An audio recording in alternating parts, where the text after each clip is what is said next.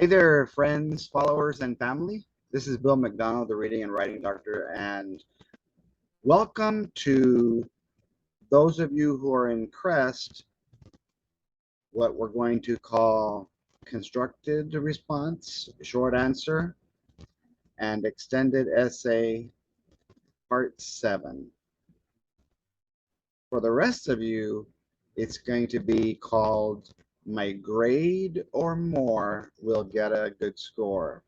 Now, I posted a notice on my wall on Facebook that I was going to share this video today, and I got several dozen comments, compliments, just expressions of gratitude. And so I just want to say thank you, first of all, to those of you that took the time to do that. Um, if you're watching this video right now, it's because I tagged you in a link under your comment, as I said I would, or you're watching it directly in my YouTube page or on my ELAR and Write Prescription wall. So before I get started on my grade or more to get a good score in both what I'm going to call short answer and extended essay responses,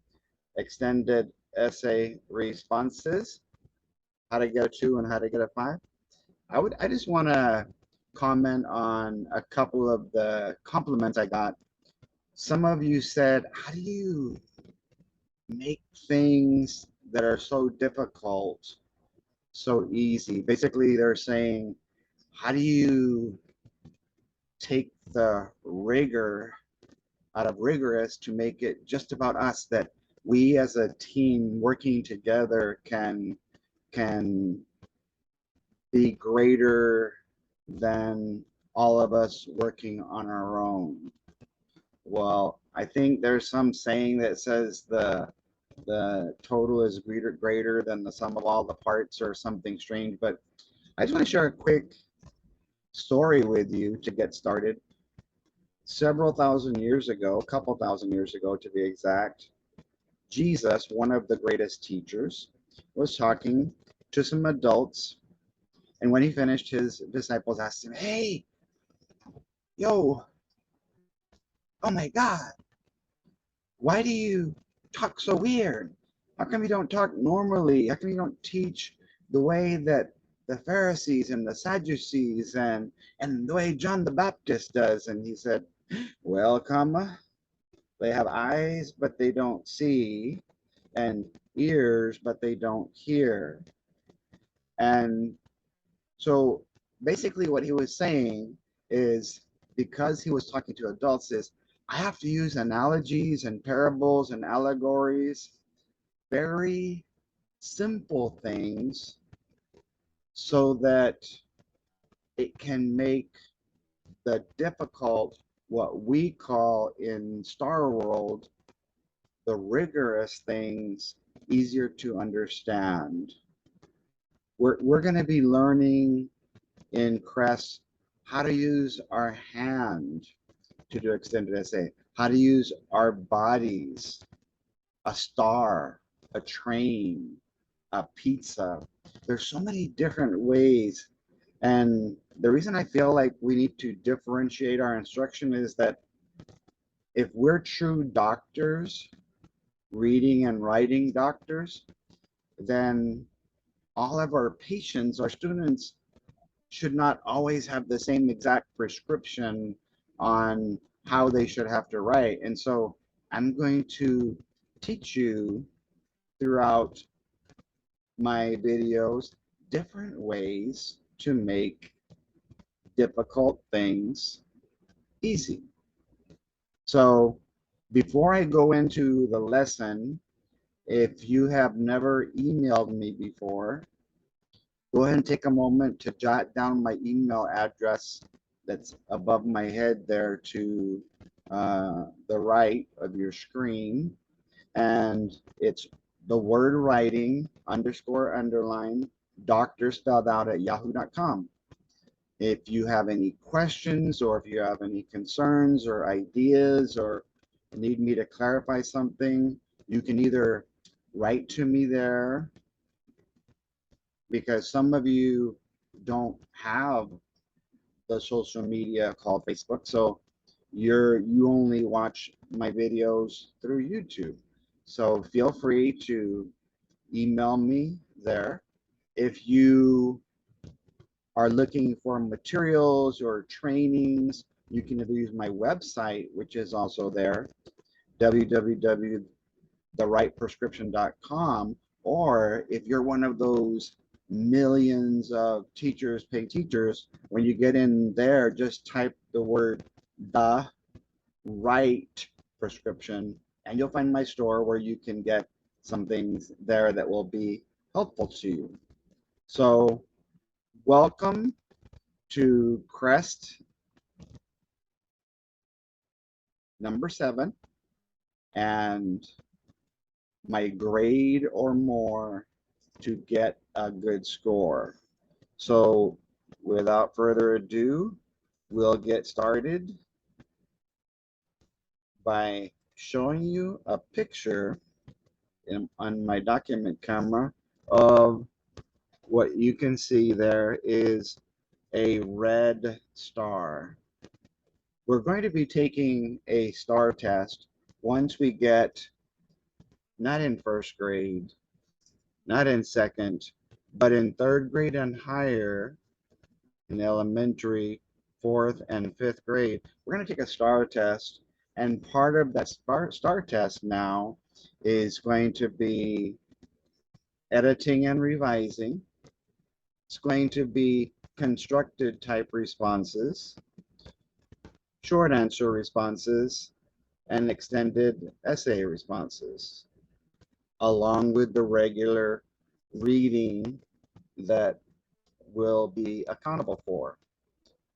Now, keep in mind that even though the House bill guidelines say the most multiple choice that we can have is 75%. In other words, the regular way of teaching and learning where the kids have 4 answers to pick from, A, B, C, D, it does not say that's going to be the minimum. So your kids could end up with less than that amount. That's why when you look at your blueprints for your grade level and your subject, you're going to see some flexibility in terms of the the number of points not matching the number of questions. So let's think, I'm going to flip this star over for a second, and I want you to notice that in the center of that red star, red being 911, I made a Q for question and a T with 2 dots on it. We're going to always be asking the kids questions either with our mouths or on paper, and we need the kids to answer the questions about certain topics, okay? And if you take the line out of the queue and you can't even answer the question, then you get what's left, 0 points for the question, okay?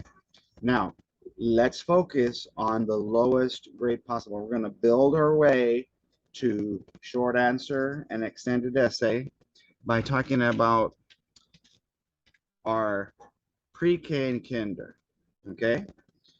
You're going to have to start asking them questions, and because they live in an open-ended world, they don't know how to read or write when you first see them, or they can write very little in kinder.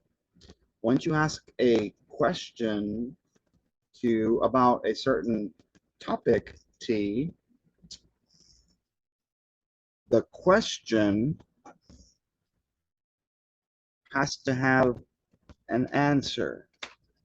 And so that can either be open-ended with their mouth, open-ended with their pencil, or they would select A, B, C, D. So I think that when we get to the open-ended world, that if you're in pre-K or kinder, ask your kids a question about a topic, and then they have to give you an idea, which will be known as just simply the answer. Because in regular reading, math, social studies, science, biology, algebra, history, there's going to be a lot of multiple choice questions where they're just going to ask a question about a certain topic or teak, and they just have to give the answer, and it will be in multiple choice. Okay? So even though I say my grade or more will get a good score, that doesn't necessarily mean my actual grade. If I'm working with the first testing grade, a third grader, and he's functioning on a kinder level, I cannot ask him to do the same things in one quantity or quality that a regular third grader might do. So I might have to start at the kinder level and say, okay, they're going to ask me a question, and all I have to do is give an answer. Okay. But when we get to short answer, we're going to graduate to another level. Once your students in short answer are asked a question, they need to give the answer, okay? And on short answer questions, they're mostly going to be about one topic, one specific topic. So I just need one specific answer. If it's multiple choice and there's more than one answer, then of course I need two answers. Okay? So if we ask a question, the constructed type responses, they're either going to get, and this should be in first grade or higher, ask them a question, they should give an answer, and what you might want to teach them is not just answering in a word or a phrase, that they give an answer in a complete sentence. Now, if this is about the topic, the answer has to relate to the topic, to the question being asked. Okay? So if your first graders can at least do that in a complete sentence, that's a great start. But what we want to do is say, all right, because we have to get ready to do short answer, let's change WW, what is the question, what is my answer, 1 point or 2 points, to the second point that we can earn. And we might say this could be for second graders or higher, where they have to start saying, I'm not just going to give you the answer, I'm going to either tell you where the answer is located in the sentence, the stanza, the scene, the selection, the section, whatever, because it's popped up. So that's the location. Where could you tell me where the answer is? Oh, it's at the end of the sentence.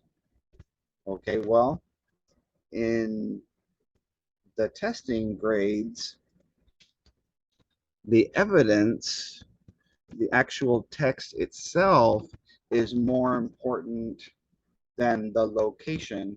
But if you can basically steer your reader there, tell them where to go, and then you can give the evidence. And I want you to notice that I went from a red light, what's the answer or the answers, to the yellow light, what's the evidence.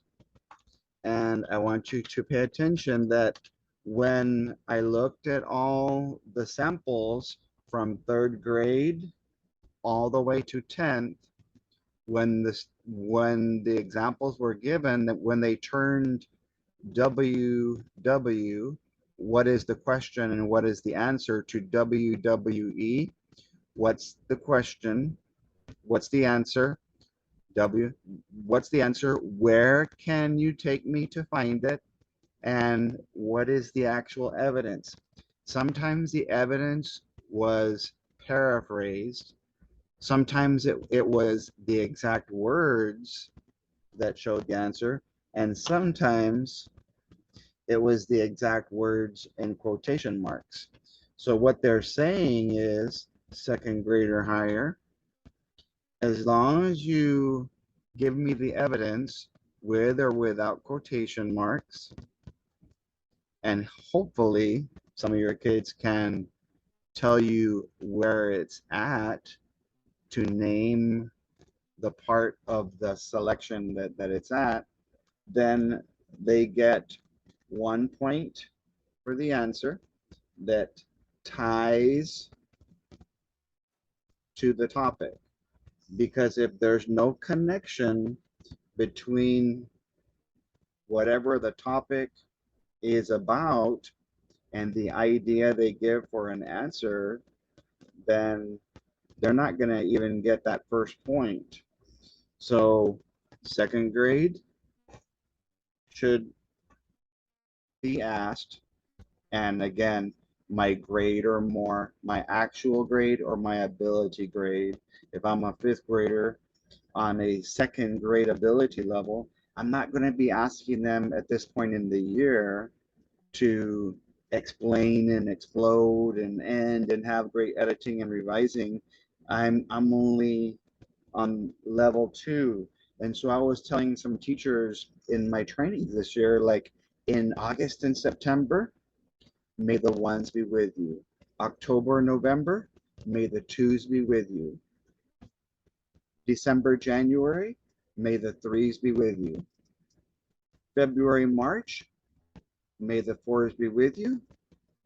April and May, April is when we test, may the fives be with you. And what I want you to notice is one way that everything that's essay ties together is using words that start with a W or an E. What was the question? What was the topic? What was my answer? We'll call it the idea for extended essay.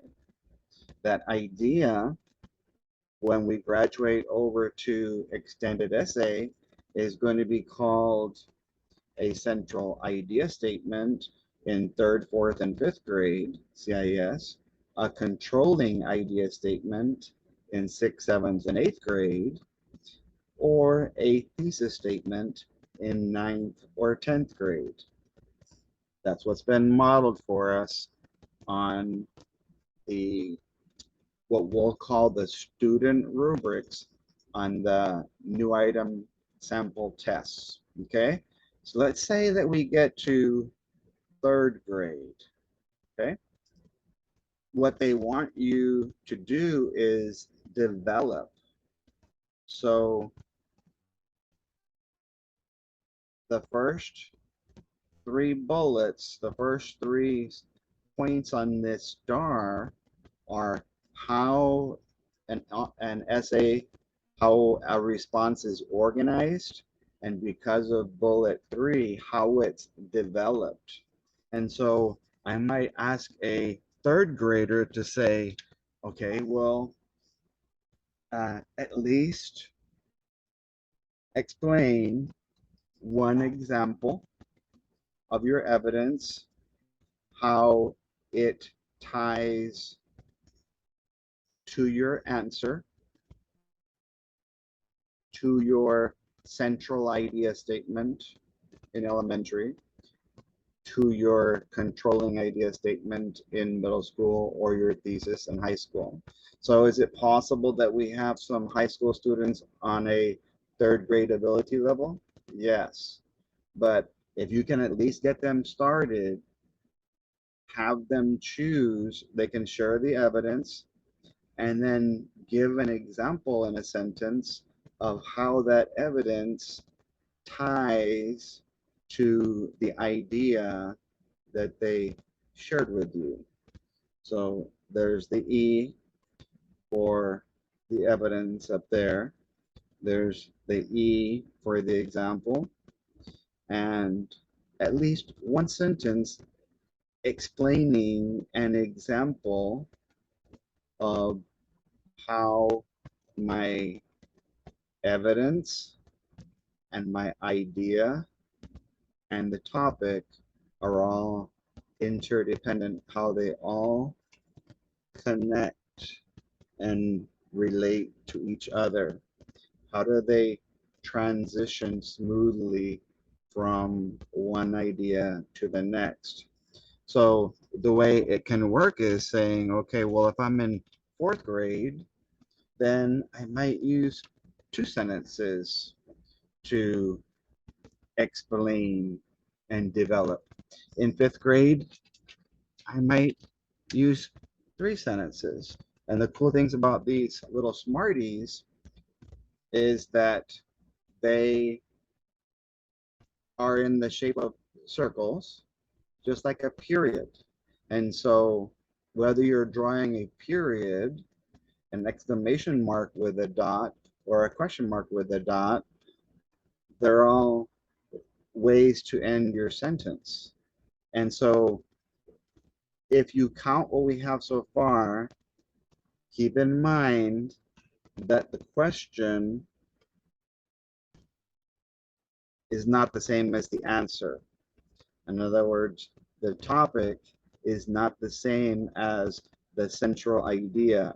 And your students, when they're giving their central idea, they can either use some or most, all, or perhaps none of the words from the question.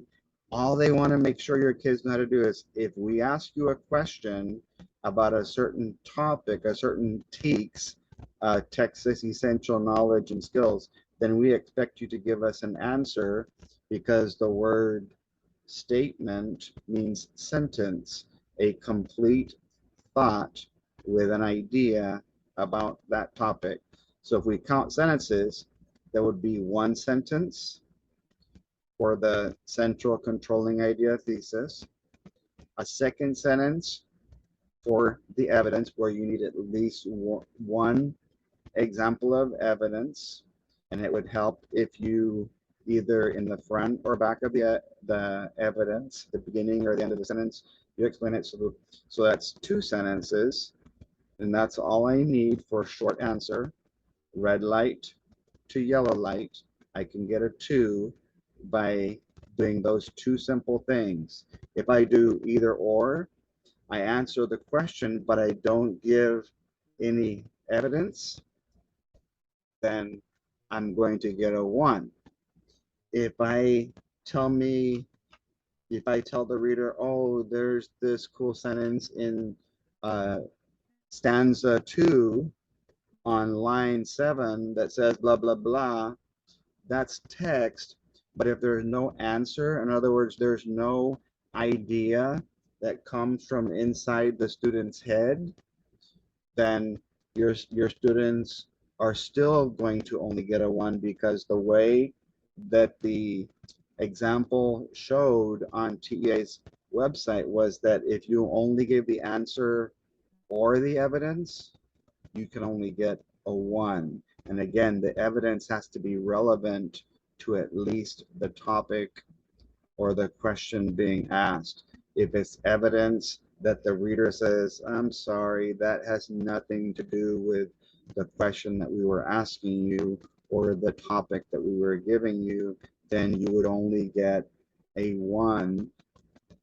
So you could technically write down the entire poem, if you want to use a poem as the genre for our example, and that's the entire evidence, that's not going to get you any points, because what the reader wants to know is, can you zoom in? Can you infer, infer, can you read between the lines to decide which example of evidence is going to best explain why I chose the idea, the answer to the question or that topic. And so 3 plus 1 plus 1, that's 5 sentences. And so your students could technically get 3 points for development, because all they're asking them to do is organize your essay. There has to be a smooth transition T from one idea to the next. All the ideas have to be interdependent. Did you give me some evidence? Did you use it as an example to explain? And based on your grade level, did you spend more sentences explaining yourself using your own ideas and a combination of the evidence? And so if you give me more evidence, that's great, but all of the evidence that you use, E, and the way you explain it, E, has to all tie together so that what you have is specific supporting sentences that add substance. And so you could have more sentences, and I'm going to show you an example that does that. Third, fourth, fifth, sixth, seventh, each sentence that you as the reader feel is helping explain the essay in terms of the idea and the evidence and how it all ties together, the more specific it's going to be. But each one that each detail or sentence that really doesn't work well should be taken out, in terms of, if you're going to do a combination of counting the quantity and the quality of an idea, then if you have 1, 2, 3, 4, 5, 6, 7 sentences, but only 4 of them really relate to the evidence as you're explaining them and your idea that's about the topic, then you're not going to get the 3 points. You might end up getting 2 points because you didn't do a good job in the explaining part. Now, why do I have the word exploding there?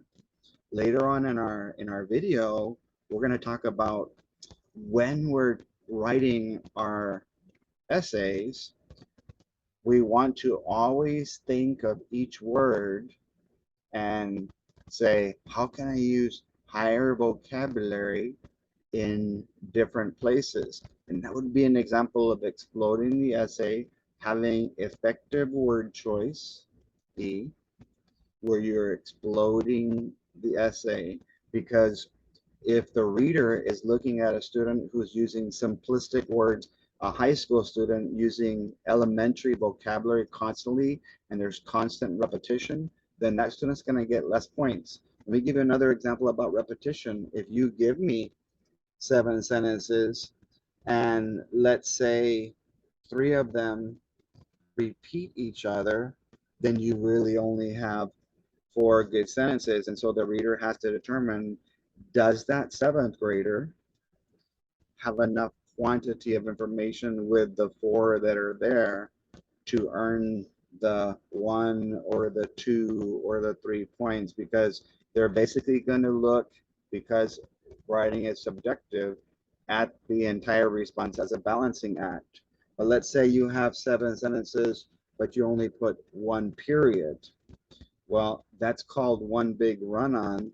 And so if you have only one period, in other words, you wrote your thesis, your controlling idea statement, your central idea statement, you gave me one or two or three examples of evidence, however many you decided to use, then we would put some tally marks there, because basically the body, the middle of the response, is going to be a combination of how you tie your evidence and the way you explain it to your ideas. So yes, you can use more than one example of evidence, but you should not be formulaic and tell the kids, oh, I need 3 examples of evidence. I need 6 examples of evidence. No. If your kids who struggle with reading and writing are asked to give you 6 examples of evidence and they can barely do one, well, guess what? They're going to get a lower score because you are trying to get them to tie too many examples of evidence together, and all we'll get is just mumbo jumbo that doesn't make sense. And so here's where the fourth and the fifth point come in, that once we're done with the essay, the student can earn either 0, 1, or 2 points on what I'm going to call the C for conventions, the editing, and the C for the content, the revising. They kind of combine the quality of the organization and development with the quality of the conventions, and what they also add in a sentence structure, and decide, is the grammar strong enough to be what's shown on the extended essay rubric, a consistent command of conventions. Perfect? No. Consistent? Yes. Now, I want you to notice that I also have another C there and an E. It might be appropriate to not whiplash the reader. How could you end the essay with a sentence that sort of is like the shoes on the laces that ties everything together, which you might call a closing? There could be 2 sentences to end the essay. And as of right now, we don't know. We don't know, because when I asked TEA in an email, do you have to have an ending? And he said, wait till the scoring guides, the official scoring guides and the rubrics come out in, what I was told, later on in the summer, and now it's later on in the fall, so who knows when we're going to get them. But as you can see here, your students can get up to 5 points. And so the more they explain, the higher the grade level that you would expect them to be. So if you're talking about a 4th grader on a 6th or a 7th grade ability level, you might ask him to spend a little more time using what we're going to call the 6+1 W's: who, what, when, where, why, which, and how, to help explain how the examples of evidence that they use ties together with the idea they gave and the topic that was written. So we'll get off of that for now. So our next step will be, I'm going to take you, and this document that I'm going to show you is ready to send to you. I basically took the entire 3rd grade new item type questions and included the passages, all of the questions.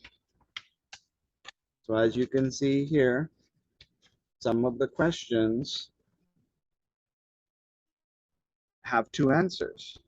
And it even says, what are the most likely reasons? And so even though there's only one question, red light, the red light here for the answers would be two Smarties because they're asking for two different responses. Okay. In hot text, and I'll just go quickly through these, they're going to ask you which one. It's going to be highlighted, written out there like that. And so your students will just have to click on the one that best answers the question. That's called hot text, worth either 1 point or 2 points if they ask for more than one example of text. Number 3, the first short answer. Okay, so what grade level should be able to do this? Probably at least first grade or higher should be given open-ended questions. See the question mark, where they have to answer the question. So based on the information in paragraph 8, that's the what and that's the where, what can you infer about why Snell's company calls big techs fried chicken? So the question, the W, is why? Support your answer with evidence. So the first part, what is the answer? Red light. The second part is give me evidence. It doesn't say restate the question. It doesn't say repeat all the words in the question. It doesn't say that you have to use quotation marks for the evidence. It doesn't say you have to write in paragraph form or indent. It doesn't say how many sentences you need. If you have kids who struggle, answer the question and give a sentence for evidence. And the first one here is the one that the state gave on the sample. So the red light was Snell, the company, the subject, wanted big techs, there's big techs, to be a surprise when it was placed at the fair. So that's the answer. Why did they call him fried chicken? Well, if you call something something else, then they're not going to know what it is. And so what's the evidence? Show me either where and or what the evidence is. Yellow light, it states in paragraph 8 that the workers were not allowed to tell anyone what they're building. So that would be an example of them saying fried chicken. Why fried chicken? Because if I don't tell you what we're building, they're going to think, are we building fried chicken? No, that was just their secret code. So another answer, these came from my head. Calling him fried chicken, okay, and so it'd be the same, and I need to put an R there. So just a quick teachable moment of instruction, TMI. Remember that the conventions are not going to be affected as long as the reader can make their way through the response. I didn't do this one on purpose. I did it on accident. So I'm hoping I'll see a few more mistakes so that we can decide, is the answer incoherent? Is it indecipherable or illegible? No, they're just one spelling error. So they're not going to grade papers down on these open-ended 475 character responses. My other evidence that I could use, calling him fried chicken, would be one way of keeping the construction a secret, as mentioned in the first sentence. Okay, so my answer stays the same. I just decide to use different evidence. Another evidence, the name fried chicken was part of the secret code name they would use in emails and phone according to the second sentence. Phone calls would be the complete thought. So you get the idea. And so Why is it a surprise? Well, why did they name it fried chicken? Well, because they wanted it to be a surprise, and thus they began to use it as a secret code when they were emailing each other or calling each other on the phone. And so all of those could be 1 point red light for the answer and 1 point yellow light. And so we would hope that first graders or more could be able to give an answer to a question and then be able to give one sentence of evidence, 1 and 1. Okay? What would be a 1 response? Only a reasonable answer, or text evidence about the company name and or the name fried chicken, or big text are present. So if you just do the answer or the evidence, in other words, if the student just gives the yellow light or the red light, then the rough draft rubric that I made and the guidance that I saw in the website says that your students can get a 1. What's a 0? Nothing is mentioned uh, about any information presented in paragraph 8, because that's where they told us to go, or the company, the Snell, or the big text fried chicken name. If none of that is mentioned at all, if all they do is choose random text and answer questions that are not being asked, the students would get 0 points. And so my grade or more, I would hope that we would begin to ask first graders or higher, or students who are on a first grade ability or higher, to at least answer a question and give textual evidence. Well, guess what? If I'm a third grader or a fourth grader, fifth grader, and they're giving them an extended essay response, and the reader can at least see that they answer the topic, because they don't tend to use a question mark in the topics for extended essay, and they give evidence of it, well, according to my understanding, they would get 2 points, and they might get an extra point for decent grammar, or 2 points for excellent grammar. So even though they might only have 2 or 3 sentences, one reader might say, well, they did organize it. There's a central idea statement there. There's some evidence there. They just didn't develop it. So I'll give them 1 or 2 points for the conventions, and I'll give them 1 or 2 points for the idea and the evidence. So keep that in mind when we graduate. I'll skip over to where we're going to get our extended essay response from. There's a poem called Pants by some person named Mordecai Gerstein. And if you look closely, it has what appears to be the spacing that I see here is only 2 stanzas that are long. The first stanza has 19 lines, and the second stanza goes from line 20 to 35.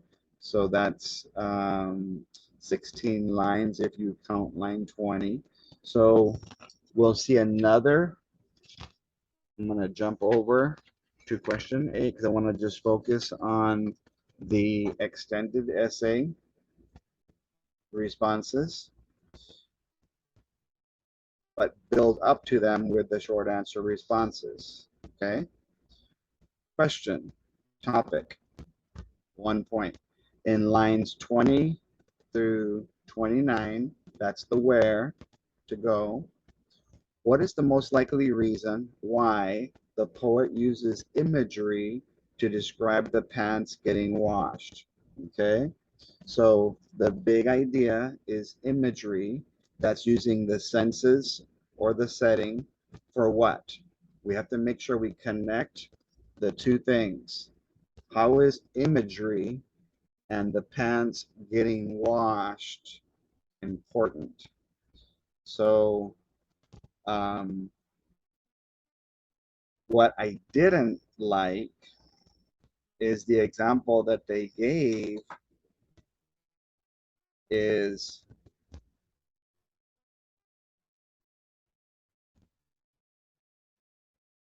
not really connected to the part about being washed. The the evidence they use is the part where the pants are being dried. And so I would have wished, because they went through the sequence of the washer and the dryer, and the question was about being washed, I would have preferred some evidence from that part of it, the imagery, what you see, hear, taste, touch, or smell. So let's see if I get the 2 points. This is what they wrote on the state sample. Imagery is used to personification, the pants, and treat them like a human. Okay, so if that's what my answer is, I use personification. The word personification is not mentioned anywhere in the poem. Treating them like a human is not mentioned anywhere in the poem. That's ideas coming from your student's head. Just the word imagery and the word pants are coming from the question. So do you need to restate the question? No, you just need to use some of the words in the question, most of the words, and sometimes none of the words. The use of senses, and I'll use this in my other example. And so here's what I didn't like about the evidence, the second point. The speaker in the poem talks to the pants like he does in the last few lines of the poem. You're alive again, eager for our next adventure. So when you personify an inanimate object like a pair of pants, you can talk to them, and in the middle of the poem the pants are talking to the poet, to the speaker as well. So what I didn't like was, since the second part of the question was about the getting washed part, and this part that they use as evidence was about them getting dried, a picky reader might say, well, I like how you answer the question, but the evidence wasn't related to our topic. And so, in my personal opinion, I would have given it 1 point, because I didn't like the fact they didn't respond to the correct portion of the poem in their state sample. Here's another example. So that we can think outside the box. The speaker uses the senses, another word for imagery, to create a sense of drama. Drama is an emotional response. So if I think of the word senses, again, it's using Mr. Potato Head, his eyes, his ears, his mouth, his nose, and his fingers, the touch. So what's my example? Where? On lines 25 through 29, that's my where. You want to tell them to direct the reader. He can hear the buttons in the dryer, but the pants emerge limp and lifeless, giving the idea that perhaps the poet is worried the pants have died in the drying process. So because they broke the rule, my rule, I was like, okay, if they're going to give an answer from the dryer, I'm going to give one. So my challenge to you is, can you look for imagery in the washing part, the first half of the poem, the first stanza? So what I basically gave was, here are two, and if you notice, there's only two periods, two sentences on the example they gave, and there's technically three sentences on this one. Eager for our next adventure is not a complete sentence, but all they were doing was using actual evidence from the text to support their answer. Okay, now my grade or more will get a good score when it comes to the extended essay. Remember that two people are going to grade the essay and they can give it 5 points each for a total of 10 possible points. Okay? Now, what I want you to notice, we have to understand the topic.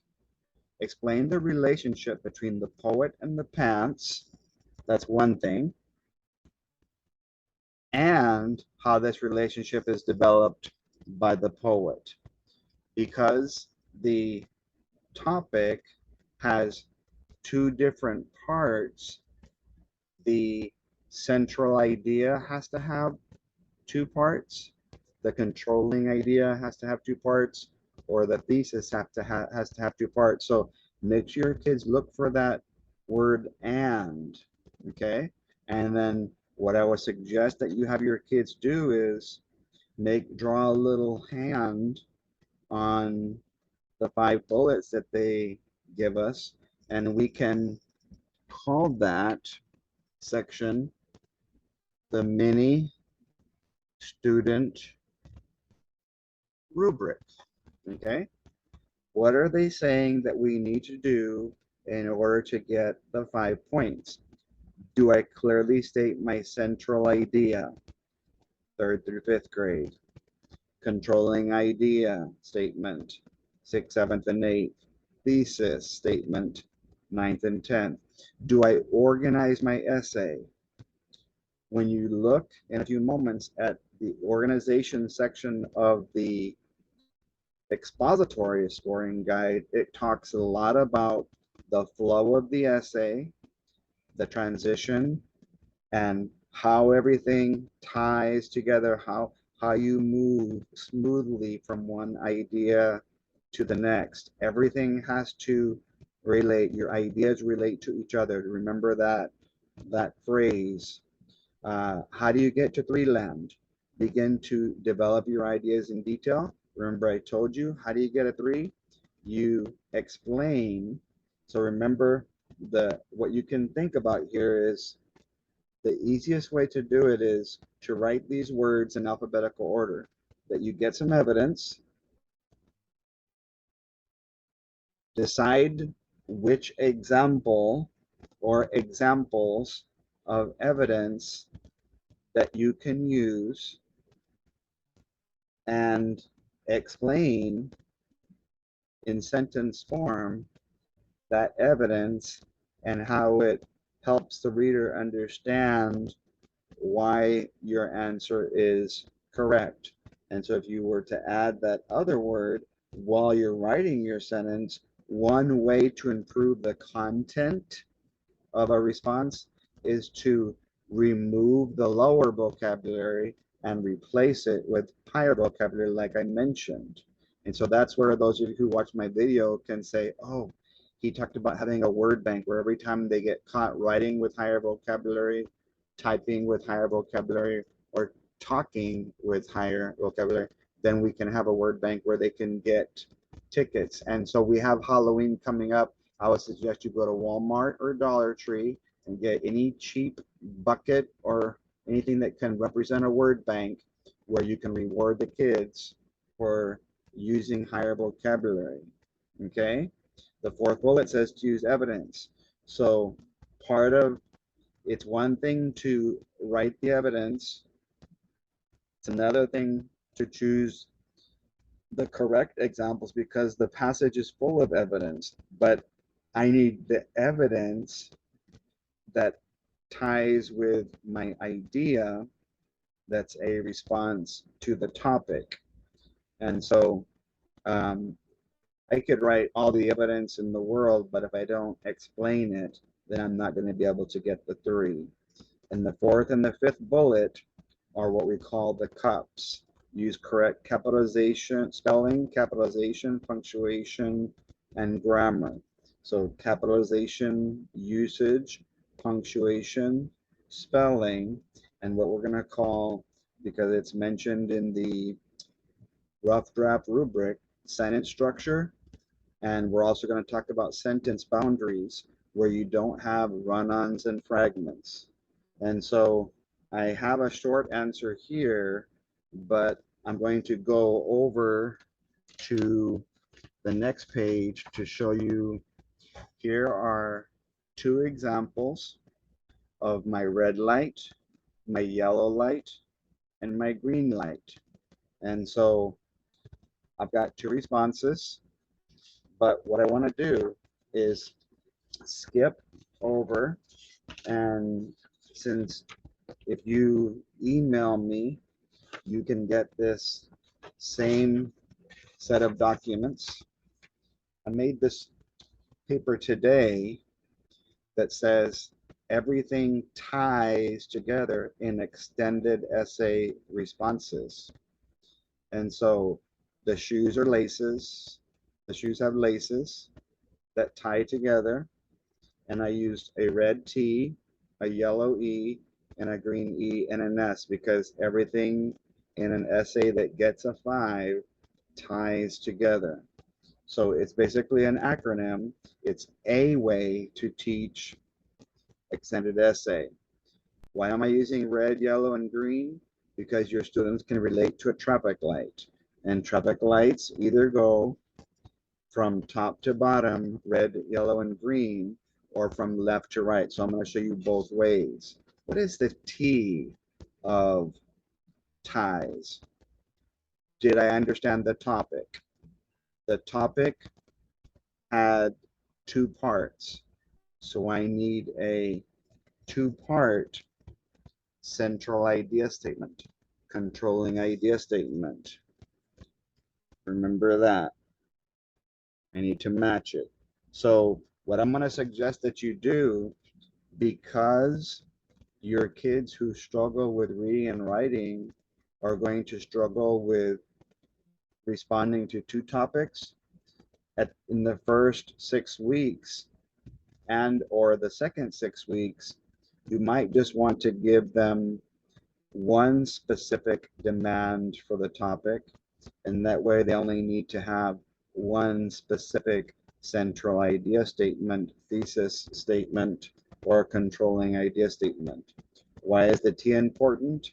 Because we're going to learn that we have to transition smoothly from one lace to the next, from the idea to the evidence, the examples, the explanation, the vocabulary that I choose to explode, and the specific supporting sentences that I use, the structure that I use, not formula, and does it have substance? Is there depth to my response? And so that's where the next two letters come from. How do I continue my red light to a yellow light? Whatever idea or ideas I use throughout the entire essay, every single detail and sentence is an idea that the student expresses, whether they're their own from their head or they're borrowed from the text. The ideas are all interdependent. In other words, they all work cohesively as a unit, such as the evidence and the example to get to two land, the way I explain it and exploit it with higher vocabulary to get to three land. So basically the body is sort of like saying, I have a yellow shirt and green pants, or I need to go from the yellow light to the green light to go from two land to three land. I also put in there the word ending, which also can be closure. How do you plan on ending? How do you plan on tying it all together without being repetitious? What structure could I use that could bring meaningful closure that has substance? Where am I getting all these words from? From the rough draft rubric that TEA has sent us, okay? And then those last 2 points, red light, yellow light, green light. So once you stop at a red light, you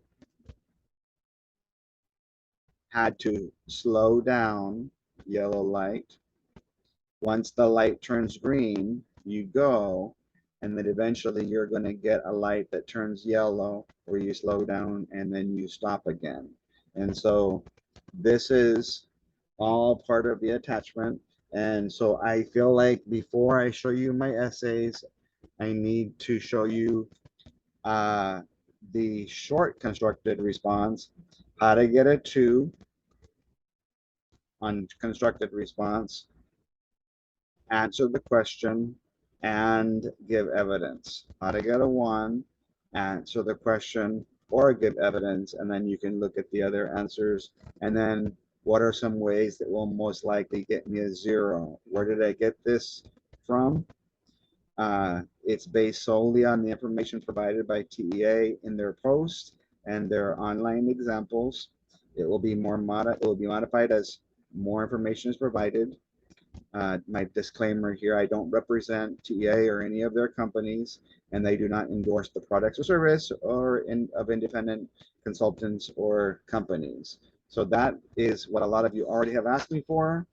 Then I went to look at the TEA model of the rough draft rubric, where how do you get the most points? And so if you focus mainly on the organization development portion, how to get to 3s, and then how to get the language conventions, you look at those 2 portions, it basically has an idea on how to get to a 5 from 2 different readers, because they have to separate in their mind the organization and development portion that's worth 3 points up to from the conventions grammar that's worth 2 points, and then they combine them, and then 2 different people could possibly give you 5 points each. So if you only focus on 3s, is the central idea, and I added this in there for you guys who are going to ask for the attachment, the PDF, the controlling idea of the thesis, is it very clear, and is it fully developed? Is the selection and explanation of evidence, in other words, the examples of evidence and the way that I explain them, sufficient and relevant? Relevant meaning it has to be important to the idea that you shared and the topic that was given. The thing I didn't like about this rough draft rubric is the word topic is not mentioned at all. Um, it does say purpose of writing in the audience, but I think in their final draft, we need to mention the word topic. So I made my own rough draft rubric for extended essay that I hope that you'll like. The organization is effective. That's pretty vague. So I went to the old expository rubric 404 to kind of see how do they expect us to organize an essay, because an extended essay that's informative expository is the same as an expository essay that's being written by end of course students, except for the fact that they just don't need voice, they don't need their personal thoughts and opinions and emotions.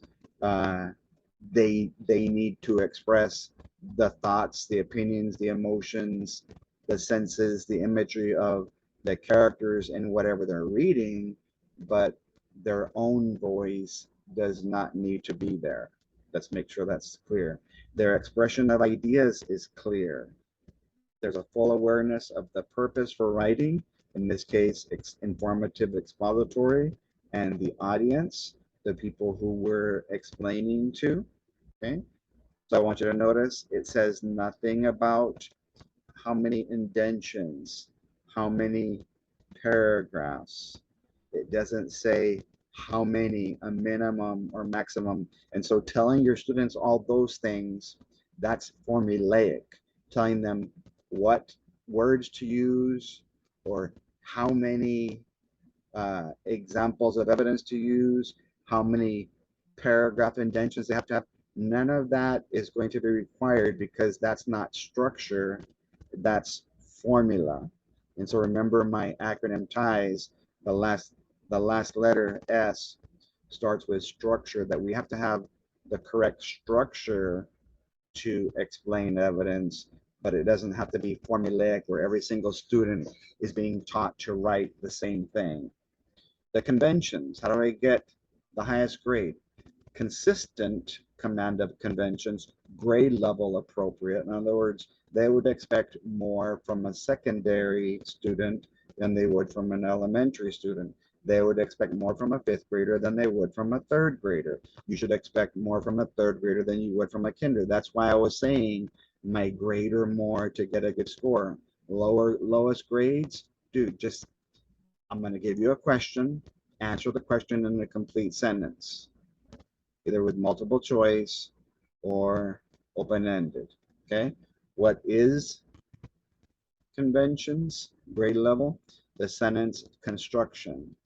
In other words, the sentence, the construction, the way you build the sentence can be varied. They can be short, simple. They can be compound. They can be complex. They can be have coordinating conjunctions. It doesn't matter as long as there is control over sentence boundaries, known as punctuation, where you're not giving the reader whiplash by putting periods where they don't belong, or where we're not putting any periods at all. Because all of this great writing that's over here on this side could be hurt by the lack of conventions, because the other words that they use are they're inconsistent. You might get a 1, or you have very little to no command of the conventions, any of those things, then you could get 0. And I have mentioned in my short answer and my extended, if it's so bad that they can't even see if there's an answer, a central idea statement, if they can't understand, if it's not coherent, if it's illegible, indecipherable, or incoherent, then it's possible that there's not enough there for the reader to understand. Is any of the structure or the organization required for an extended essay present to get at least a point? And if this is the case, then it's possible they would not just get the 0 here, they would get the 0 here because the reader can't understand anything that the student is writing. And so what did I do? Let me see if I can find it. Yes, I do have it right here.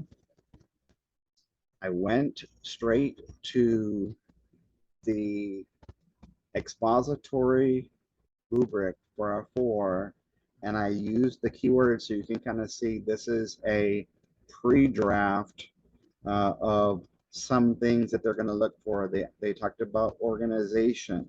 They talked about development. I removed the one about voice, and they need conventions. And so I'm just going to read through this quickly so you can kind of get an idea of where did I get those ideas from, my ties, and from what we share, what we shared on the star, what I'll share with you on the folder. Okay, so how to get a 5, because it used to be how to get a 4. The organization developed, count for 0, 1, or 1, 2, or 3 points of the possible 5 that a student can get. And the organization, I want you to pay close attention to the fact that no reference to indentions, paragraphs, or amount of text evidence is required. So if they don't mention that, they're not going to grade you up or down. Do not give the students a lower score because they didn't indent, because they didn't have your minimum amount of paragraphs. None of that. I asked them why dozens of years ago, and they said, oh, a dozen years ago, and they said because all essays written in a 1-day time frame are considered a rough draft. And so they're not going to expect your students to have perfect indentions and paragraphing.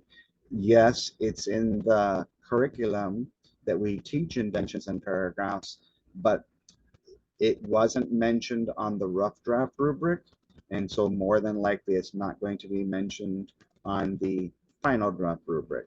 So very quickly, for those of you that are new to writing, this was just taken from How to Get a 4, the 4th and 7th grade 4 rubric are in what they call the archive section, because 9th and 10th graders still have to take one more test for their retesters, expository, end of course 1, persuasive, end of course 2. So because all of the samples that we saw on the state sample items were informative, expository, in response, I figured I would give you at least the scoring guide on how do I get a 3 in organization and development? How do I get a 2 on the language and conventions?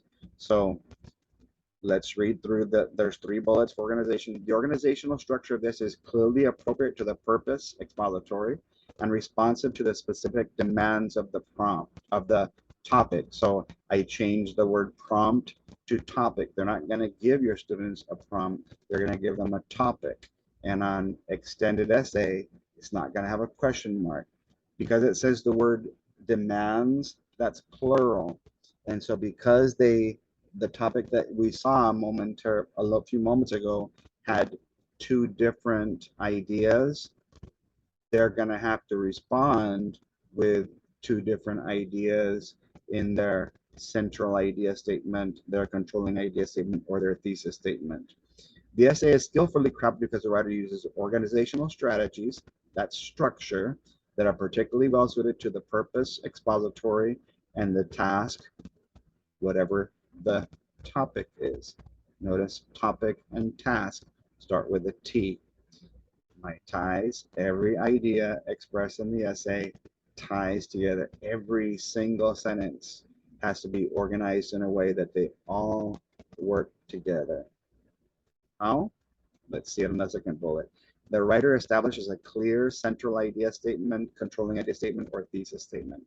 All ideas are strongly related to the CIS or the thesis and focused on the topic specified. So that's why I use the acronym TIES. Is my idea, the topic, and all the examples and evidence that I use to explain connected?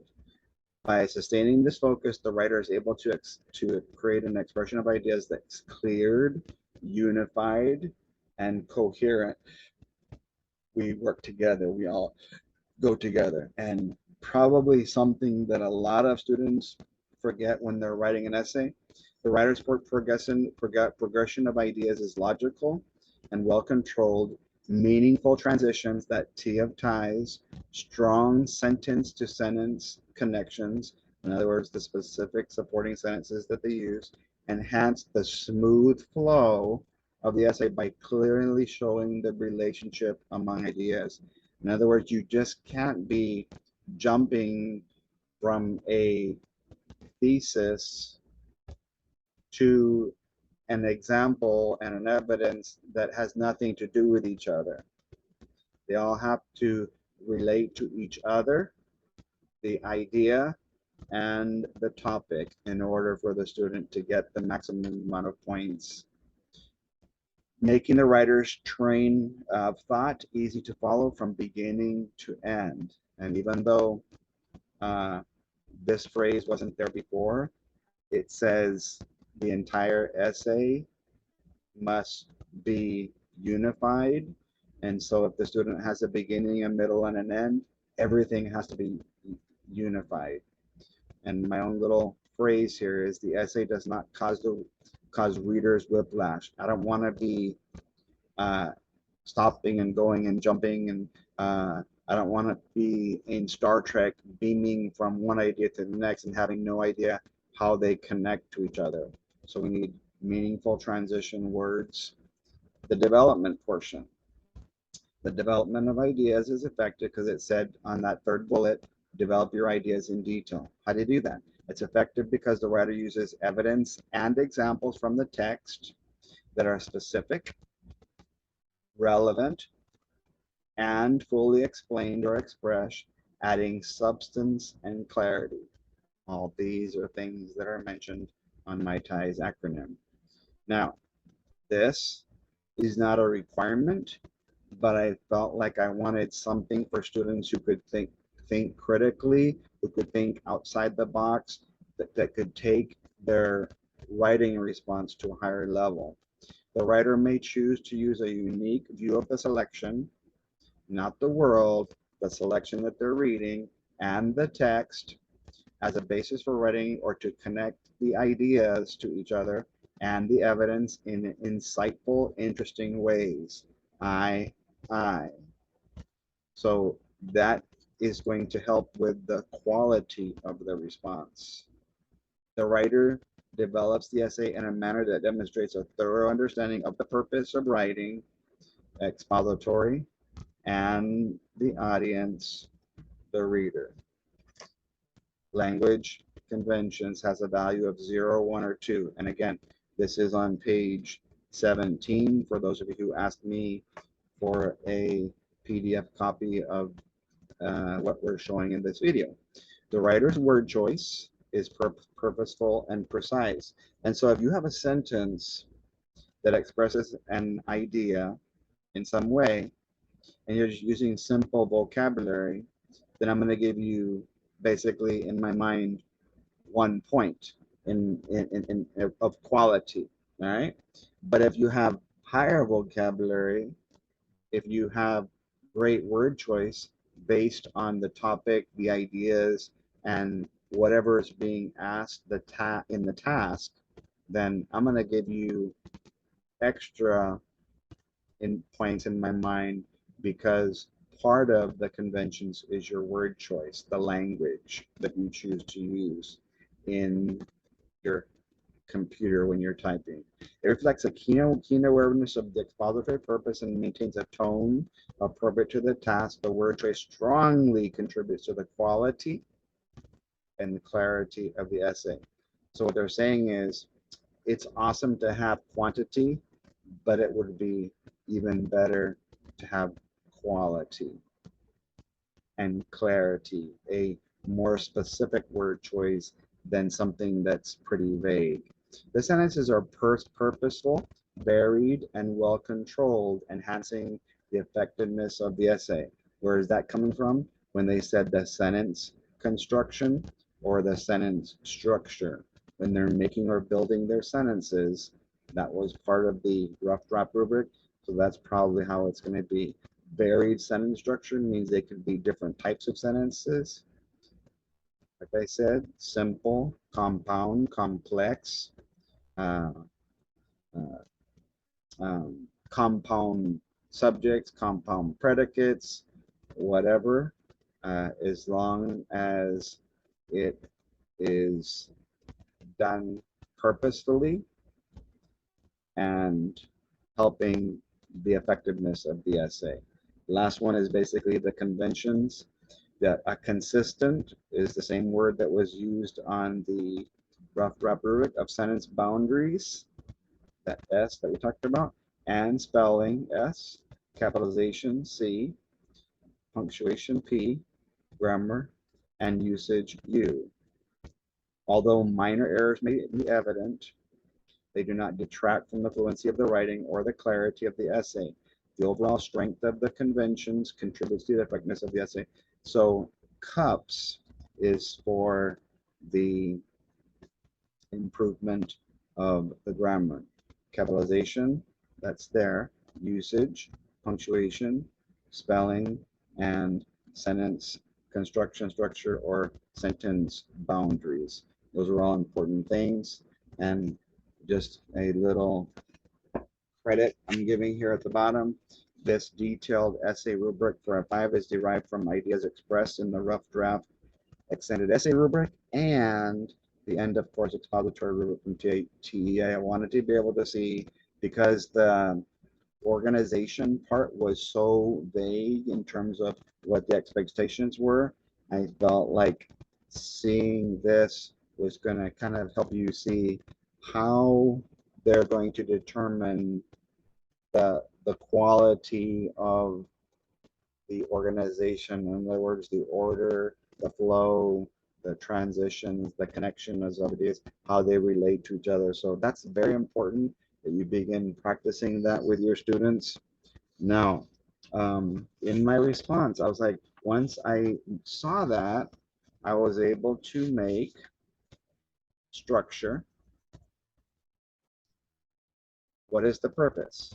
Well, based on all of the 3rd through 10th grade responses that we've seen so far, they're going to be formative expository. What is the prompt for some states, but in Texas? What is the topic when it's an extended essay? Or what is the question when it's short answer? Okay. And they asked, describe the relationship between the poet and the pants, part 1, and how that relationship develops throughout the poem. Okay. So if you look at my red light, it says 1. What is my idea that I'm going to call my central idea statement about the topic, my idea about the topic, my thesis about the topic, and because it was a 2-part, describe their relationship and how it develops, that has to be in both parts. And so what you might do is go to Dollar Tree in the birthday party section and look for these little blocks, and they're the same color of my traffic light here, red. Or do I have my thesis statement that responds to both parts? Okay, there's my, I'll show them to you so you can count the quantity and quality. Now, my green train there, you're going to see a green box, but because of my green screen, sometimes it'll change the color on me. So just know that that's a green box in case the color changes. And the cool thing is you can open them. And so what you can do is inside the box, you can place, if you look and see above here, every time that the student in the body, and notice I have transitions there, well, as you move from the beginning to the middle to the end, from the idea to the evidence to the explanation. How to get a 2? Tell me where you're getting your evidence from, and either what is the evidence that you paraphrase with the exact words, or the exact words with quotation marks. Any of those is fine. And so every reference that actually counts towards the idea that the student presents in their thesis, controlling idea, central idea, then you would add one of these. And I color coded my response so that you could see where did I feel like I was giving the central idea, which parts were evidence, and in which parts was I trying to explain. Because what you do is you decide which examples, because we talked about the evidence to get to two land, and then saying, okay, I think these examples of the evidence are going to be the easiest ones to explain. And for those that are higher students, they can explode with higher vocabulary because their word choices can help with the language and conventions grade.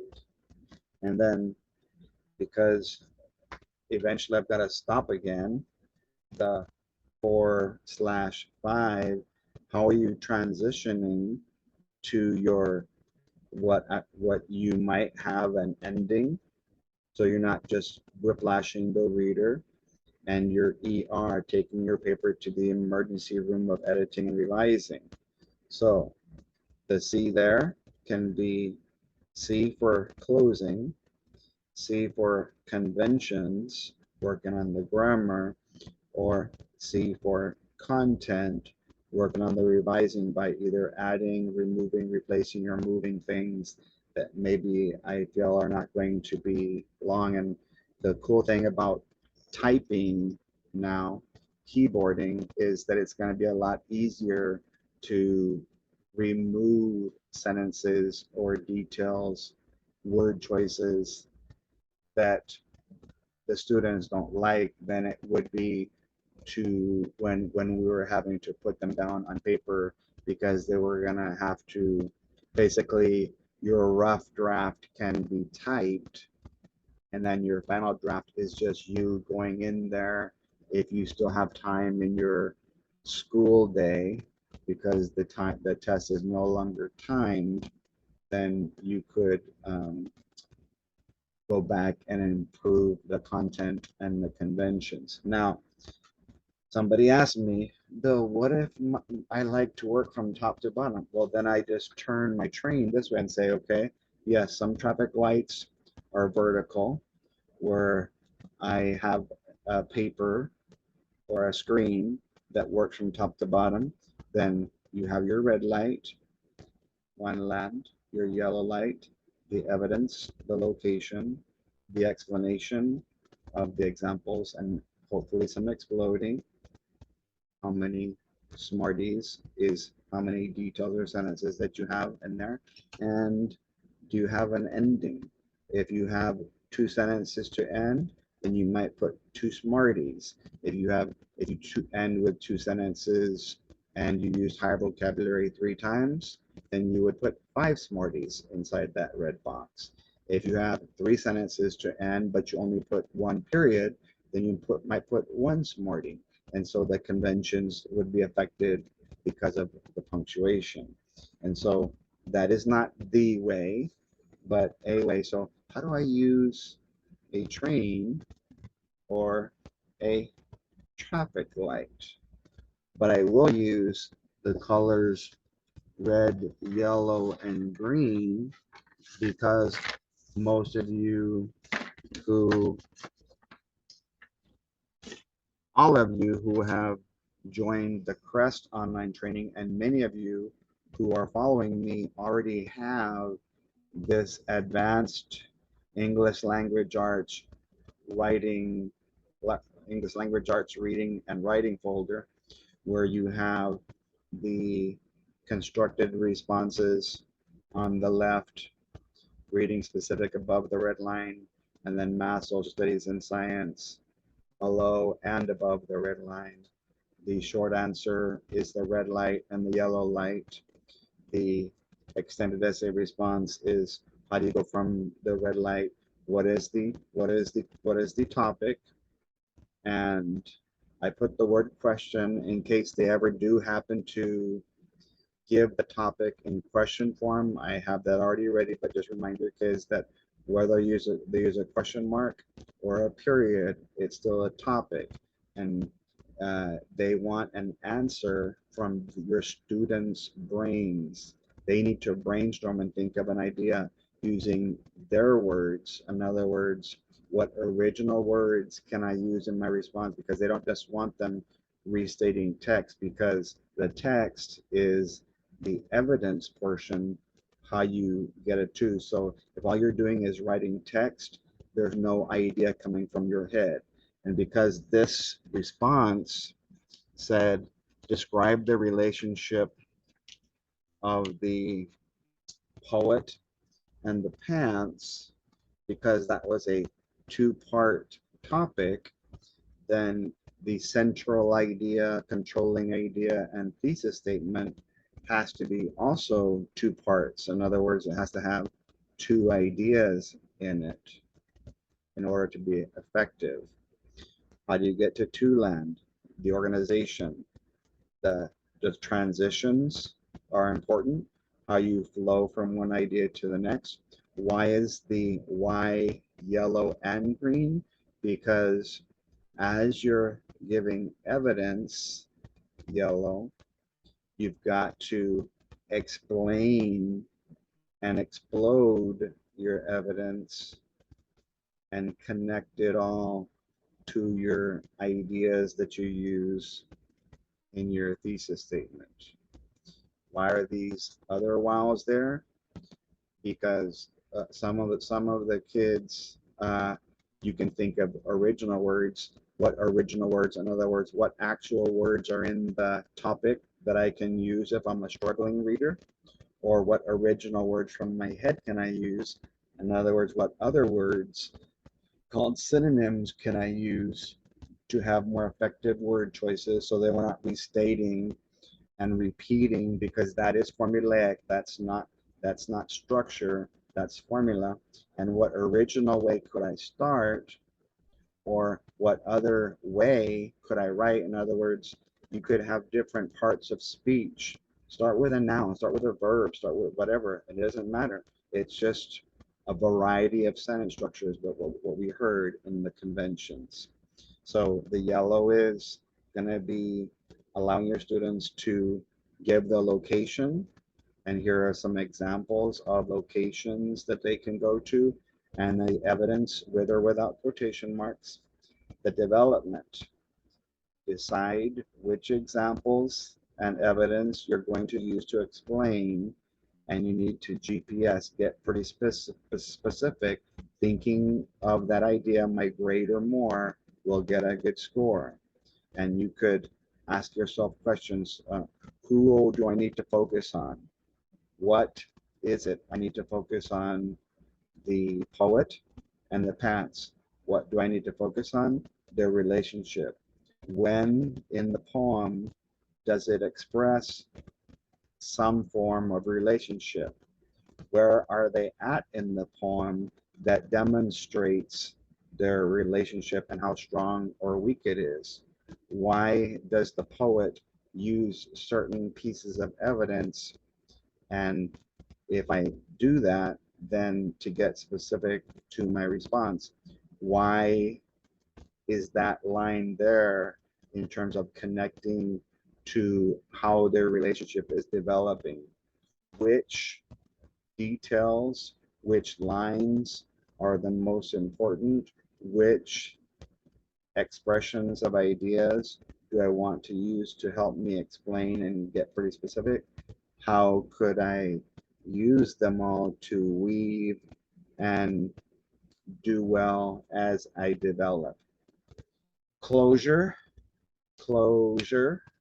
You could wrap it up, you could tie it together with two sentences. And you could tie it together with one sentence, that's fine. If you have kids who struggle, they can restate or repeat. Okay, I don't recommend it, because if the reader is the eater of my words, restating and repeating is not developing, it's just writing the same thing.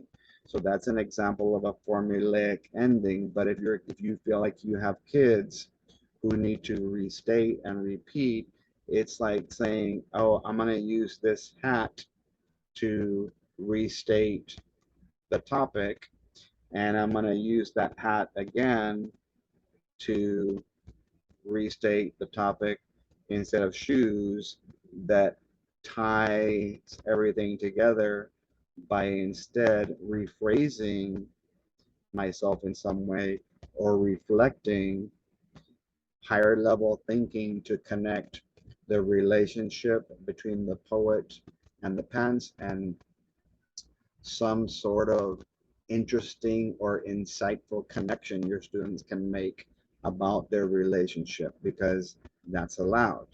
And then you take your paper to the emergency room of editing, E, and revising, R. And over here to the right, because you can get up to 2 points. Basically, those are the things your students can think about for cups, and those are the things your students can think about for arm. Revising is fixing the content, the development and the organization by adding, removing, replacing, or moving things around. And the editing is fixing the conventions, improving some of these things before you turn your paper in. And if you attended part one of Crest, you got to watch 16 or 17 lessons, probably about 20 or 30 hours just on how to help kids have cups. A complete sentence that's basically using the word cup. Does the sentence start with a capital? Does it have subject verb agreement called usage? Does it end with some sort of a punctuation? That's a basic sentence right there. Cup, singular. Okay? And then hopefully they can use their dictionary or their brain to make sure that they have good spelling, and they check for good sentence structure or good sentence boundaries. Okay? So now that we've shown you the human way, the train, the shoes, the little boxes, what I want to do now is, based on all of that information that I shared with you, I wrote a response, and you can go to page 9. We'll answer question 9, and just a reminder that describe the relationship of the poet and the pants and how it develops throughout the poem.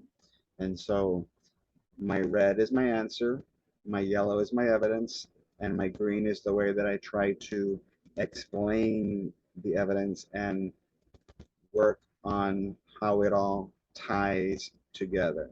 So I just want to read it to you, and I'm not going to say that this is a 5, but this is something that I feel followed the structure that is required in the rough draft rubric.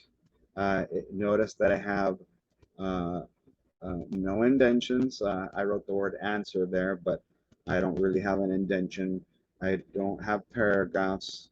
They're not going to grade up or down on that from what you could tell and what I could tell. Okay, so this is what they gave us on the website. All right, the answer key had this answer, so I used the answer they gave to give textual evidence and then tried to explain it in the best of my ability using my own ideas and ways of tying everything together. Okay, my total word count for this first example was 241 words.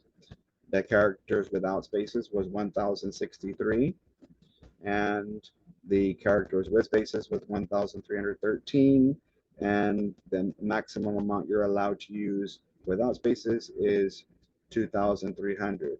So as you can see here, I only went halfway, and you do not need to fill the entire document with keyboarding, because sometimes less is more. If you're a third grade teacher, you might stop at the second or third green sentence. If you're a fourth grade teacher, you might stop at the third or the fourth sentence, because they don't expect the kids to explain and develop their responses in elementary as much as they would in middle school and high school. And the only reason that I gave a more in-depth response is because I wanted to show all of you from elementary all the way up to high school what might a response look like that was complete in terms of everything that was being required. And so I would probably say these two responses I'm going to give you would probably get a 4 or a 5 from each reader. And you can decide, do I get any green box Smarties for my explanation? Do I get any yellow box?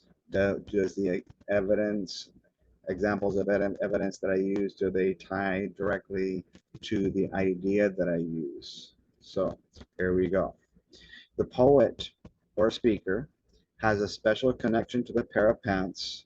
So what's their relationship? It's a special connection. And treats him as if they were best friends. Okay. Now, even though it's a pair of pants, it's one pair of pants. And so I changed the word them as in more than one pair of pants uh, to him because they were personifying the pants as a singular human. So I used that as my answer. They're best friends. So how did the relationship progress? They're best friends. So now all I need to do is my entire evidence and explanation needs to be talking about a connection that they have to each other, an emotional or mental connection, and best friends, how you can tell that they progress or are best friends throughout the essay. You carry my treasures for me on lines 4. So that's my first evidence. On line 9, the poet writes, we go everywhere together. So when you have a special connection, you do things for each other. You go places together. So then how do I explain that? When the pants and the poet are not able to connect in the washing machine, the pants try to ask the poet for help like best friends would do. Okay? I mean, we're there for each other. Don't let them put me in there, or at least come in with me. Come with me. That's the pants. Best friends are willing to protect each other. When one person in a good relationship is going through a tough time, it's critical that the other person be there for him instead of leaving him to go through the fire on his own. In this case, it's the water because of the washing machine, then the heat, the dryer, the turmoil experienced by the pants as he was tossed about by the washer and the dryer. So what I'm connecting is the concept of friendship and special connections that people have to the actual content that was in the passage. Now, interesting connections. I'm going to try to use uh, a movie where a best friend or a person who has a connection with somebody was also talking. An interesting comparison to this situation was when Dory told her friend Marlin, which is um, Nemo's dad, as they were frantically searching for his son and finding Nemo, just keep swimming, just keep swimming. Okay, so what I said there was be there for your be there. I can't go inside the washer and the dryer with my friend named the pants, but I can encourage him. And anything that wasn't in quotation marks was the poet talking to the pants. And every time there's quotation marks, I'm going to mention this in the other example. Every time there's quotations, it's the pants talking to the poet. His verbal support was what kept him from giving up. That's what best friends do. Even though the poets, and I'm going to come back into my text here, in pants couldn't get in the washing machine with his friend, he didn't leave him alone. In a similar manner to Dory, he kept on encouraging the pants verbally until they leg to leg once again, until they were face to face was what they normally say, um, until they were. So if I'm missing a word, am I going to get a lower grade because I'm missing a word? No, you can probably say I have consistent command of the language. And where does it say that? Basically on line 30 there, he puts the pants on, and so the leg of the pants are connected to the leg of the boy. So they're not necessarily face to face because the pants don't have a face, but they're leg to leg, kind of a. I tried to make an insightful or interesting connection to a concept that we hear a lot. So that's one way. Another way, there's my red light, my yellow light, and my green light. Let's see how it's a little bit different. This one came from my head completely. not from the state samples. The poet and Pants have a relationship built on quality time together. So that's how I would describe the relationship. That was part one of the topic, the specific demands, plural of the topic, that is made stronger throughout the poem through verbal communication. So they spend quality time together. That's my description of the relationship. And the relationship develops because of verbal communication, because every single line is them communicating verbally to each other. We go everywhere together is intentionally mentioned 2 times on lines 1 and 9. My own thoughts. They have probably spent time in a field together because of the grass stains on the knees. Notice that I didn't tell you where it's at. I just used the text, the words that came from the poem. It's possible they've passed time together at a beach or in a sandbox based on the sand in the pants pockets on line 7. That time I did share. So then I can come on and say, okay, why is this important? How can I explain this and tie it all together? In life, you can spend a lot of time with someone, but not really get closer if you don't ever have genuine conversations about relevant experiences. Why did I write that? Because I need to transition to just being together to actually having verbal communication. And how did I say that? Through genuine conversations.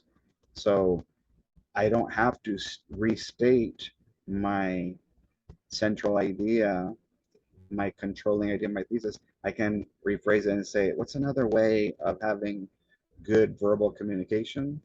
It's having genuine conversations about relevant experiences. In other words, things that are important to both of you, not just one of you or the other. There is a unique quote. And so here's an insightful approach to the response using a quote instead of an example outside. And if I'm going to throw this in here, it has to be relevant to what I'm talking about, talking and or quality time. There's a unique quote that is basically a mathematical formula for a successful relationship. How is your relationship developed over time? And it goes like this: quality time plus positive communication equals love. And so hopefully we can all have that in life, quality time with the people who mean the most to us, and have positive, not negative communication, because you can spend a lot of time together, but it might not be quality, and you might spend a lot of time together and not even talk. So that's the mathematical formula. Throughout the entire poem, where the poet and the pants are talking back and forth to one another, my own words. All of the lines without quotation marks are the poet talking to the pants. That's the conversation part that we're talking about. In the washer, colon, where? In the washer from lines 1 through 24, and in the dryer from lines 25 through 35. When the pants are speaking through the use of personification on lines 12 through 16, quotation marks are used, most likely to help the reader differentiate which character is speaking, because a lot of times in regular reading they have what we call a tag, where they have a said word and the person who's talking, and in the poem they don't do that. And so that was just their way of saying, let's make sure the reader understands when the poet slash speaker is talking and when the pants are verbalizing their needs. You might be able to guess that the poet wears the pants in the relationship, since he does most of the talking. So I used an idiom there because of the concept of a relationship and pants being the ones that's personified. I know that's kind of corny, but I thought it was kind of cute. I read it to my daughter and she said that was kind of corny, but I like it. The reader can tell from the very first line that the poet and pants have been through a lot together. Okay, so I'm kind of now tying everything together, quality time together. When they are reunited once again, the speaker puts on the pants in the last stanza. He is anxious uh, and thrilled that they can now work on to move on to their next experience together. So that was me kind of wrapping it up where they spend quality time, and uh, he tells him at the end that he's excited about going to the next adventure. So the word count, 279. Character count without spaces, 1,279. That's what they're going to count, the characters without spaces. The character count with spaces, 1,554. And the maximum amount, again, is 2,300. All right. So now I just want to share, thank you for your patience on all of this. Uh, I did include two things because some of you are grasping for straws. I included the last 3 pages in your handout. Let me get myself out of the way a little bit here so you can see. Um, there's 3 levels where I can help you take your writing to the next level. And the first level, let me see here, is what I'll call crest level number 2. Um, Basically, it's called CREST because of the acronym Constructed Response, CR, Revising, Editing, Extended Essay, and Short Textual Responses. So these are all the new test items for reading. And so this was part, if you look down here, part 1, editing, part 2, revising.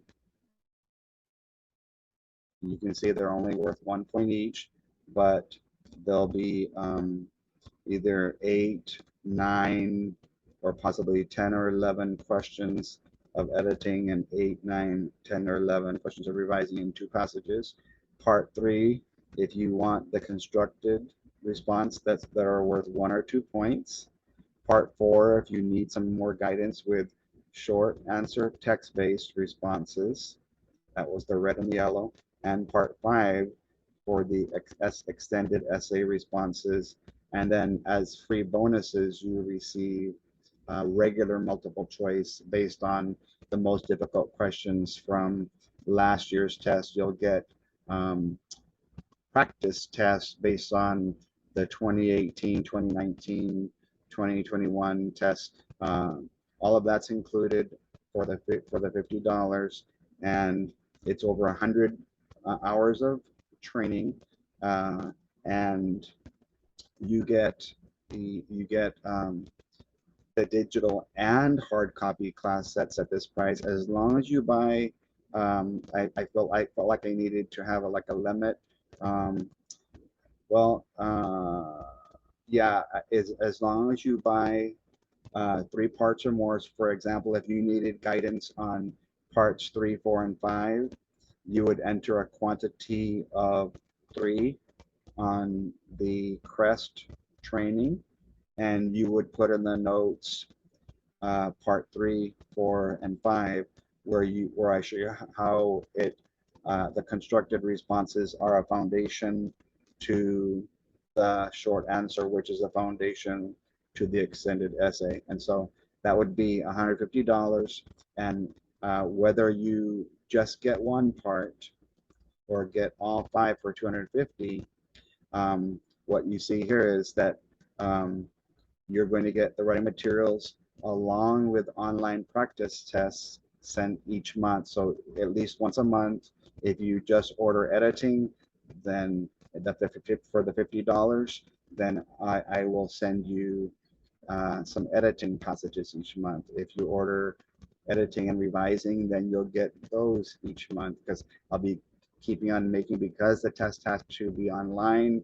You want as much online practice as you can.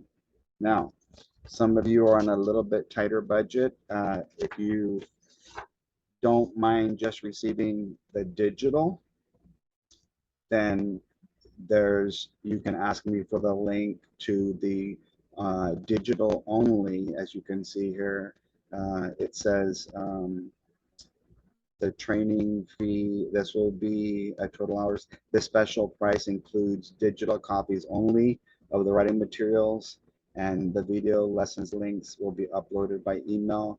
And so the difference between this one is you don't get at the lower price of $25 per part or $125 for all 5 parts is that once we finish the last uh, lesson in part 5, you won't be getting any more videos each month for the rest of the year.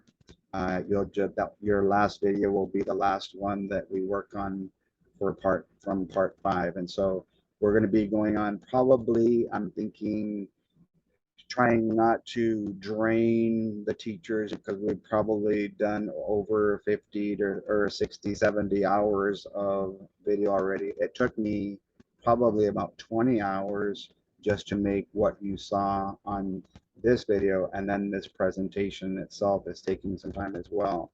So what's the difference between the press number one, $25 per part, or 125 for all 5? All you get is the digital copies. You get all 5 or whichever part you want. The trainings, they'll get lessons recorded and sent to you with links and PDF files, and you'll get the same quantity of information as everybody else, but you won't get any hard copies and you won't get any uh, online links and codes to practice all of the different parts. What I'm going to be doing for the people that are paying the for the full price also, I'm going to turn each of the release tests from 3rd through 10th grade reading / end of course into online tests, and I'll be converting several of the questions. So it'll be about 70 to 75% of the questions will still be in multiple choice for each grade level, and 25% will be the different constructed type, uh, short answer questions, because that's what you'll be getting on the real test. All of you from 3rd through 10th grade will get 2 short textual ones, the ST oppressed, and all of you will get 1 extended essay response, what you saw on page 9. So that's one of the benefits of paying um, the $50 fee versus the $25. You'll get basically this past year's tests from all the grade levels as a release test in an online test format that will look like the real test if you purchase the $50 per set version and get all 5. And then finally, the last page in the handout, if you want all of that stuff and a training, then I have an incentive for an in-person training where I travel to your campus or to your school. 1 day is $2,000. 2 days is $1,750 per day, so that would be $3,500 for 2 days. That means that you would save $500 for a 2-day training, and then 3 days or more is $1,500 per day, which means you save another $250. So basically, over 3 days, if you do 3 separate days on an out-of-town training, it would cost you $6,000 because you have to be traveling back and forth 3 times. Whereas if you do 3 consecutive days, now locally, if you live in the Rio Grande Valley, your $1,500 per day can be stretched out over time because I can just go home after the training. But $1,500 per day, that's $4,500. So you'd be saving like $1,500 just if you did 3 days or more. So if you wanted a 4-day training, you just basically just add another $1,500. And as you can see here, for the training price that I'm giving here, it includes the travel, all the handouts in color printed by me, the class sets of materials for up to 10 teachers are going to be built into these training fees. Okay, for more than 10 teachers, just add $50 per teacher because the cost of printing has skyrocketed. So if you have 20 teachers, then you would say, okay, one day is $2,000. but we want all 20 teachers to get your materials. So just multiply 50 times the 10 extra teachers. That would be 500 extra dollars. So you would be able to get for 1 day training, 20 different teachers could get the class sets of these folders, those graphic organizers that you saw, and my traffic lights, and a couple other things that you'll find very useful. There's some extra information there. It does say the available trainings that you can ask for reading focused, and then it has on the bottom the writing focused training. I just want to make a note here that even though the short answer is part of the reading question, in other words, it's basically a writing related but reading driven, because they're not going to be counting off supposedly for the grammar. Because the students have to write sentences, I went ahead and included the short answer in the writing portion, even though the points themselves are going to count towards the reading, because the test is going to be divided equally in half. And so the last page just kind of shows you, uh, you would fill out a questionnaire and telling me the number of teachers per grade level. If you just wanted a teacher training, you would give me the schedule on the left. If you wanted a student training, you would give me the schedule on the right. If you wanted a teacher training and a student training while teachers observed, I always recommend doing a teacher training first on day one, and then we can have day two be with students. That way you kind of get an idea of what to expect, because I'll be working with you guys first. Keep in mind that all trainings are limited to 6 hours per day. That doesn't include the lunch.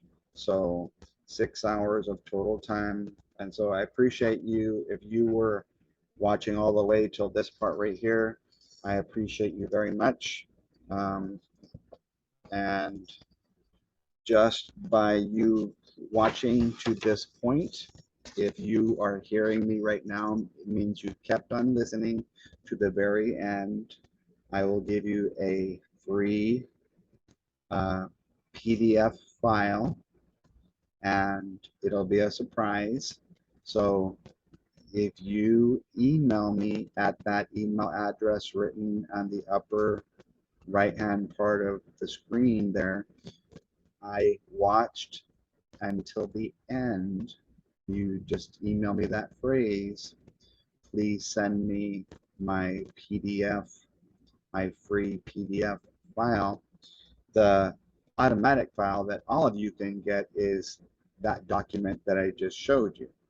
But you'll also get a free PDF file that I'll attach to it as well, to kind of help you in your reading and writing as you're teaching your students. So it'll just be a digital file, but thank you so much for your patience. If you're a CREST teacher, my next video will be another extended video. Lesson number 8 will be another just extended essay response, not from the state samples, but from a passage that we've been working on together. So look forward to that soon. Appreciate your patience between the videos. Like I mentioned, it took me probably almost 20 hours to produce this document because of all the copying and pasting that I have to do. And then this is probably going to be a video somewhere between an hour and 2 hours in length. In terms of my grade or more will get a good score on both the short answer and the extended essay portion. So I hopefully helped you kind of get an idea, but there's some of you that are asking me questions, and I love helping people, but I also need to make a living. And so what you can do for me is, if you're limited in budget, then I can help you on one of those parts that you're needing help in, and it would just be a $25 investment for each part that you need help in, and you can get the digital copies of the files, the PDFs, and the links to the lessons and my Dear Doc binder. If you pay, like I mentioned, the $50, then you get hard copies of what you saw on my document camera, and you'll get lessons, online lessons every month, uh, throughout the year, online uh, test practices of however many different parts that you paid for.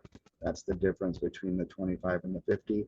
And if you're a teacher who has attended one of my sessions, just let me know, hey, I was in your training at blah, blah, blah this year, and I will just add you to the emails so that you can kind of play catch up and get any videos on editing. Because what I've noticed is it's one thing to give a 6-hour presentation in person, but I can only cover so much quantity or quality. I won't be able to get in depth, but this is the first time in my entire career as a consultant where I've gotten so in depth because the test is so completely new for so many of you. I wanted to help as much as possible, but like I said, I'm in the consulting business to try and help teachers, but I'm also, this is my career, this is my way of making money. So whether it's a training, level 3,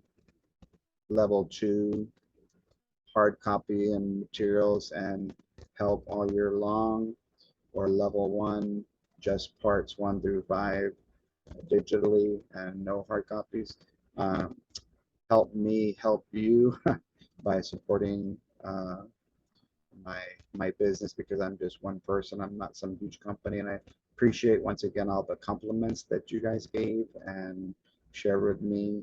Don't forget to tell me that sentence that I said a few minutes earlier. That's why I kind of extended the video. For those people that kind of fast forward to the end, they won't be able to know what I said to get the free PDF file. Just email me if you're not already in Crest, and you'll get that. And I just want to remind, several of you only purchased 1 or 2 of the online trainings because the all year help is going to be given to those people. I feel like the more you invest, the more I want to give back to you. I want to, uh, for those of you that purchased all 5, I feel like I need to be fair to you guys and give you a little bit more quality and quantity and content. So you, like I mentioned, for those of you that purchased all 5 parts, you're going to get, at the regular price, you're going to be getting monthly videos and practice tests to kind of help you along the way. What I'll do is, as you have questions, you'll email me or message me, and then I'll post videos about those specific skills and try to answer questions to the best of my ability. God bless you guys, and thank you so much for taking the time to watch. My grade or more will get a good score.